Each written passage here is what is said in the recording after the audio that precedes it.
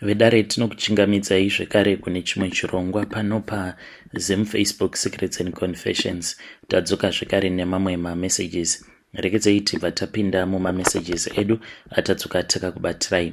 Message yedu yekutanga yakamira sekudai so: hanzi makati zvenyu mukoma, ndinokumbirawo kuti munge muchindiposterawo nyaya yengoma kaviga chitupa changu. Zita rangu ndinoitwa Rudo, not a real name. Ndakazvarwawo mainge muri mugore ra1998 in a small village just outside of Gweru, ndokwandinobva kuGweru. So ndakangoberekerwawo mumhuri yainge iri mhuri yevarombo. We used to struggle a lot, zvekuti nguva zhinji we could go to bed hungry, but still I had dreams of escaping poverty because ndainge ndiri munhu aigona chikoro. But ndakazoti ndava kusekondary school, hameno kuti chii chakangoitika. Maybe yainge iri nhau yekuti ndakatanga kuita zvevakomana pandainge ndava form 3. Kana ari sema O level results angu anotonyadzisa kana kumataura pachaunga, like my O level results, they were just useless. Mushure mekunge vabereki vangu vaona kuti ndainge ndafoira, apa munhu wose aitotarisira kuti ndichapasa, zvimwe kuda ndoendawo kucollege.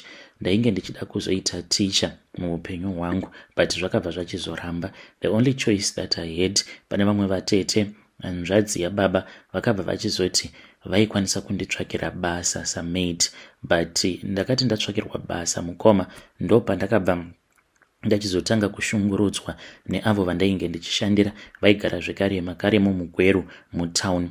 By the time when I was 18 years, ndakabva ndachizotanga kushandira zvekare vamwewo amai, saka vakabva vachizonditora vakaenda neni kuplot kwavo, vakati ndo kwandichange ndichizogara. Saka paplot apa paigara umwe mukadzi ainge ari wechikuru. Mukadzi uyu ainge akaroorwa nemurume wake wekuMalawi, saka vaiva vanhu vekuti vaingoita yose yose. Dzimwe nguva vaimbobatsira vanhu nenzira dzekumasowe, paingogara pakazara vanhu kani pakomboni ipapo vachingobatsira vanhu. Saka neniwo ndakazotaura naye mukadzi uyauya, ndikabva ndamuudza kuti ndainge ndichida kuti ange achizondibatsira. Akanditi, unoda kuti ndige ndichizokubatsira sei? Ndikabva ndati chero. Akati, unoda here kuti ndikupe mushonga wekuti pose paunenge uri uchange uchizova munhu anofarirwa nevanhu? Ndikati ndinouda, because akanditi mushonga iwoyo hauzondipi like mari, like hard cash, asi iwo chawakanakira ndechekuti kana ndiri panzvimbo pandinenge ndiri, vanhu vose vanenge vachingondifarira. Zvino kufarirwa kwandinenge ndichizoitwa nevanhu ndokunozondipawo mablessings, nekuti vanhu vanenge vava kungondipa mari kana kungopiwa mapeace jobs. Munhu achitoziva kutoti unoshandira nhingi, but otongotaimira kana bosi vako vasipo, obva atoti uya umbondiitirawo peace job, obva akubhadhara mari inenge yakawanda more than mari yaunenge uchitopiwa nemurungu wako. Saka ndo mushonga wacho iwoyo wavakati murume wavo paainge achiri kuzvinzwa ndiwo mushonga waaishandisawo wakaita seiwoyo. Ndikabva ndati it is okay, ndibatsirei. Vakabva vanditi mushonga uyu kana ndikakupa, ziva kuti hauzombofi wakatambudzika zvekare.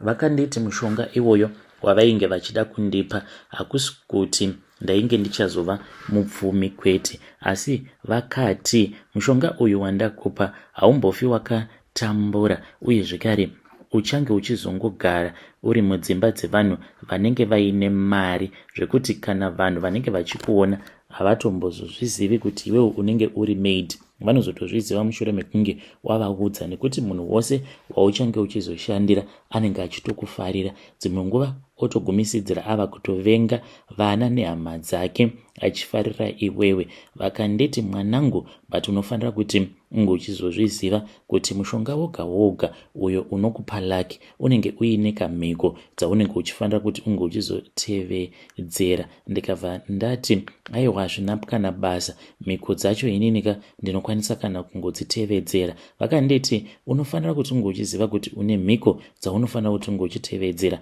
Musi wacho iwoyo ndakaramba kuti vange vachindiudza mhiko dzacho. Ndikati ndinozvigona. Vakati, ko ungagoti unozvigona sei nekuda kwekuti hapana chandati ndakuudza? Ndikabva ndati ndinongozvigona chete, chingondipai mishonga. Saka vakandipa mishonga yacho iyoyo yavakanditi ndo ichazoita kuti vanhu vange vachizondifarira pose pandinenge ndiri, vanhu vange vachingonzwa kuda kuti ndige ndichivashandira nekungondipa mari. Ndikabva ndachizoenda, sezvo vainge vakanditi mushonga iwoyo handifaniri kuti ndige ndichizoushandisa zuva iroro, ndaifanira kugara nawo kwemazuva 3, then ndochizodzoka kwavari vochizondiudza kuti ndichange ndichizoushandisa sei. But vakangonditi mushonga uyu kana waushandisa, ziva kuti no matter what haufaniri kuti unge uchizonzwira munhu tsitsi, wazvinzwa here? Ndikabva ndati hongu. Then ndakazodzokera kwavari after 3 days, vakabva vanditi mushonga uyu wandiri kukupa, handiti uri kuona kuti mushonga uyu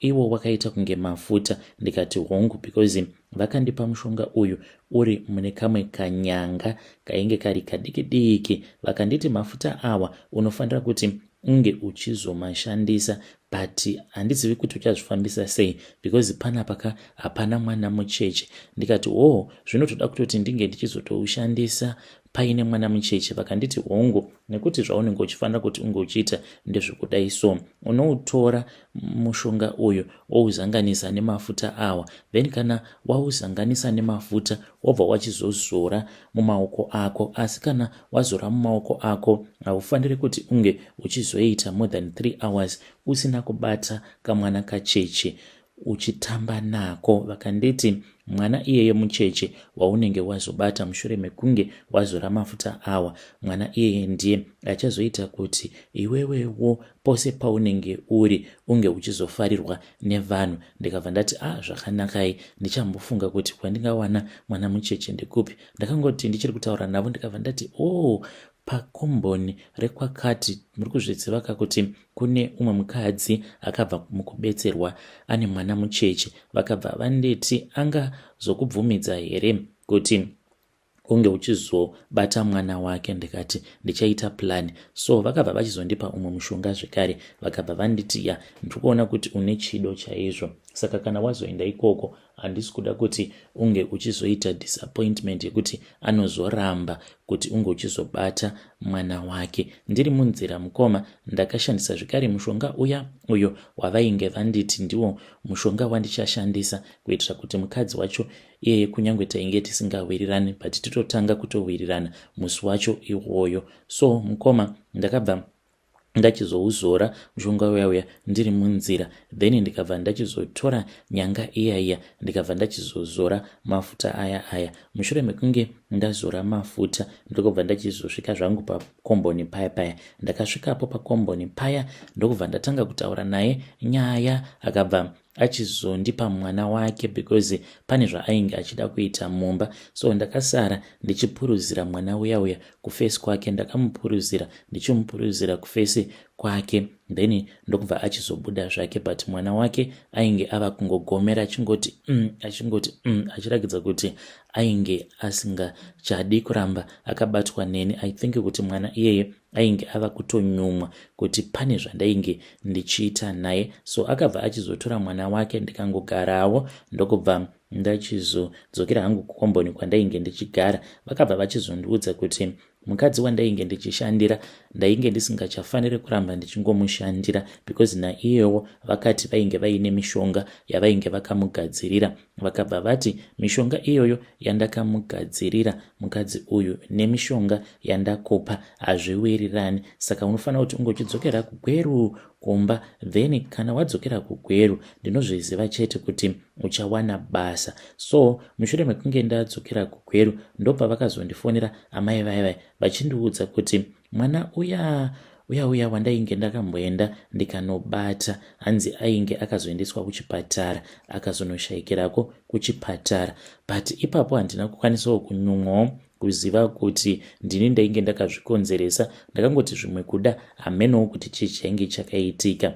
Then ndakazoti ndawana basa ndainge ndava kuvarota. Ndaingoti kana ndikawana basa ndaibva ndavarota kugovai vachindiudza zvandinenge ndichifanira kuti ndinge ndichiita, ende ndaingowana mabasa pamba pekuti panenge pachiri nekamwana kacheche under 3 years. Saka pane umwe musi pandakavarota vakabva vachizondiudza kuti ndaifanira zvekare kuti ndinge ndichizoti kana ndakabata kamwana kepo kepamba pandainge ndichishanda ipapo ndinge ndichizokapuruzira pamhanza zvekare nepanhova apa. So ndaiita saizvozvo. Kana ndaita saizvozvo ndaivarota vachinditi wagona. Saka ivo mukushanda kwavo vanoshandisa mweya yevana vadiki. Vana ava akangofa ndiye uya mwana wekutanga uyo wandakabata mushure mekunge ndazora mafuta aya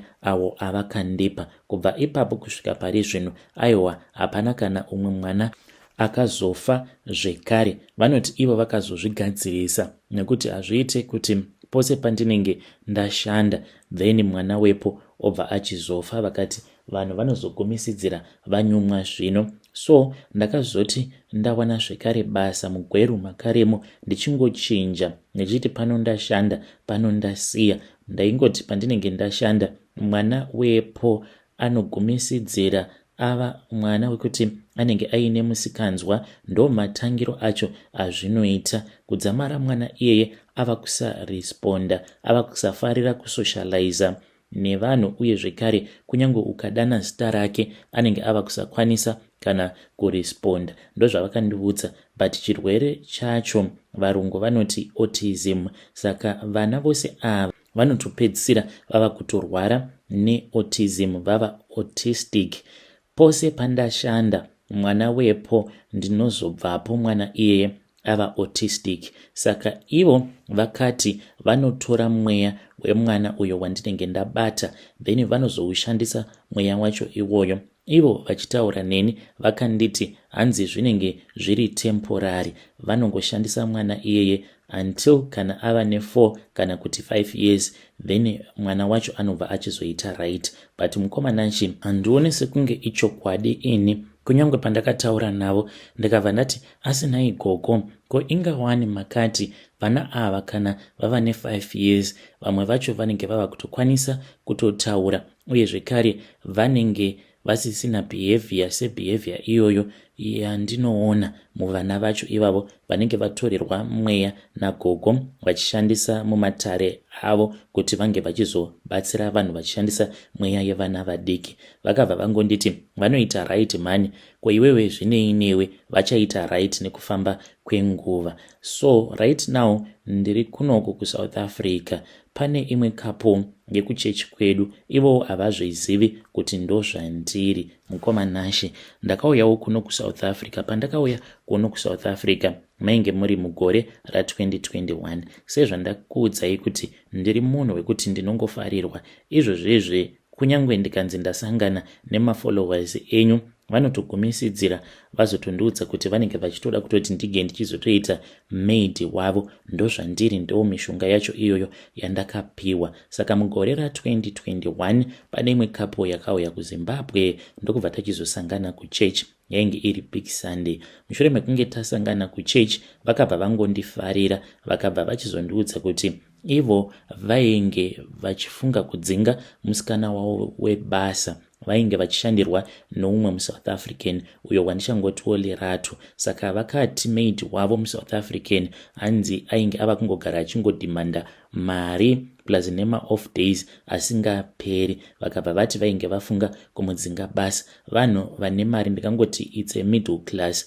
vane mari dzavo but vanobva zvavo kuZimbabwe vakasouya kuno kuSouth Africa a long time ago. Saka vane mwana wavo wandichangotiwo ane 10 months. Mwana uyu mwana musikana, katori kamwana kamusikana, katori very beautiful, kanogara kachiseka. Saka nhau iripo mukomanashi ndeyekuti inini mwana uyu ndanga ndisiri kuda kuti ange achizodevelopa condition iyoyo yeautism, because vabereki vacho vatori vanhu vatori nemoyo wakanaka. Kutaura kudai so vari kuti vanoda kutangira amai vangu kabusiness mugweru, because vakati mari yatinenge tichikupa haingazombofi yakakwana kuti apa iwewe kunongo semusikana unenge uchida kutengawo zvimafuta, uchida kutengawo hembe dzako sezvinongoitawo vamwe vasikana vezera rako. Saka tichatangira amai vako chibusiness. Mukadzi wacho ndichangoti anoshanda as a bank manager, anogara ari busy, uye zvekare murume wacho iyewo ane kambani yake. Saka they trust me completely. Nhau ndiyoyo mukoma yekuti handikwanisi kuti ndisazviita nekuda kwekuti ivo gogo vaya mishonga yavakatondipa, mishonga iyoyo inotokonzeresa kuti ndingoita chero ivo zvavanenge vachida kuti ndinge ndichiita. Saka ndichiuya panapa padare renyu, handizivi kana paine munhu anokwanisa kundibatsira kuti ndisangoramba ndichingoitira vana ava utsinyi hwandiri kuvaitira. Handizivi kuti kune mimwe mishonga here yandinokwanisa kushandisa, kana kuine n'anga dzinobatsira kana pamafoni vekuti kana tikataurirana vanokwanisa kunditumidzira mishonga yacho kunyange ikabva kuZimbabwe ikazouya kuno kundozoishandisa. Ndikuda kuita reverse and go back to sender zvinhu izvi zvidzokere kuna gogo ava. Hongu ndinobvuma kuti vakandibatsira, because kubva ipapo pavakandibatsira vachizondiudza kuti siya basa, kubva ipapo kusvika pari nhasi mukoma ndinongoshandira mamillionaires chete. Handisati ndakamboshandira munhu asiri millionaire. Kunyange ipapo pandainge ndichiri kuZimbabwe ndaingoshandira vanhu vane mari, vanhu vane mamaini chete, ende vanhu vose avo vandinenge ndashandira vanopedzisira vava kutondipa mari, vachitotumidzira kunyange vabereki vangu mari, zvekuti by the time pandinozotaura kuti handichadi basa, vanhu vepo vanotoshungurudzika vachiti saka tichamuwana kupi umwe munhu wekuti anokwanisa kushanda apa. Vana ivavo vacho vandinenge ndakanganisa ndakonzeresa kuti vange vachizorwara neautism, vana vacho vanenge vachindifarira zvisingaite. So I need help, because pamwana uyu ndatotanga, kunyange hangu ndisiri kuda kumukuvadza, but ndatomutangirira mwana uyu achiri mwana mudiki, because usiku hwoga hwoga ndinomuka mukoma, ndinomuka pakati peusiku, amai nababa vacho vakarara. When everyone is fast asleep ndo pandinobva ndachizotanga kumupikira mhiko idzo dzandakadzidziswa kuti ndo mhiko dzandinomupikira kana ndava kuda kuti ivo vange vachizokwanisa kuuya kuzotora mweya wake. Saka mhiko idzi ndinodziita sekudai so, ndinotora madiapers ake, mapampers aya avo anenge aine tsvina, not anenge aine weight, because pandinomuchinja kana riine weight ndinoriisa paside, ndoriisa mune kamwe kabhini, then kana riine tsvina ndinoriisa mune rimwe bhini, but bhini iri rinenge riri muspare mangu, because ndine kamwe karefuse bin kandiinako muspare, ndo mandinoisa mapampers ake. Then ndinobva ndachizotora imwe hari iyi ndakazotoitenga kuno kuSouth Africa. Vakatondiudza kuti unofanira kuti ungochitenga hari yakadai so. Then ndikabva ndachizoenda kune umwe anoita zvekutengesa zvinhu zvechivanhu, ndikamuratidza hari yacho, ndakamuratidza mapictures, ndikabva ndati ndinoda kuti unge uchizondigadzirirawo hari yakadai so, kana uchikwanisa kundiwanirawo hari yakadai. Then ndokubva achizonti ainge achazondigadzirira hari yacho iyoyo, ndokubva andigadzirira, ndo yandinoshandisa. Saka hari iyi mukoma iyo kana ndichida inongotanga kungobvira moto mukati, inenge ichibvira moto, then ndobva ndazoisa mapampers aya imomo. Then ndinobva ndachizotora madota acho. Madota awa ndinozoti kana ndichiwacha hembe dzevabereki vake ndinongokanda madota acho iwawo muwashing machine, but ndinongozviita kana ndichivawachira hembe dzavo dzinenge dziine madark colors, especially madark colors akaita seblack. Mamwe macolors hazvitoiti because madota iwawo anozomesa up hembe dzacho. Saka ndinogreda hembe ndobva ndazoti madark colors apa dzeblack ndo dzandinozopedzisira kuwacha, ndobva ndachizotora madota aya ndobva ndakandamo muwashing machine. Kana ndapedza kuita saizvozvo ndinodziyanika pawaya, kana dzaoma ndobva ndazodzidzokorora manje kudziwacha nesipo. Saka ndo zviri kuitika izvo mukomanashi. Mwana uyu hangu ndanga ndisiri kuda kuti ange achizoita autism. Mwana akatongozvinakirawo, ari very cute, ane kaskini kake kakanaka, ende vabereki vake ndo vanondirwadza. Hapana chinhu chinondirwadza sekuitira vanhu vanokuitira zvakanaka utsinyi. Hapana kana pavanombondituka, mai vacho vari very soft.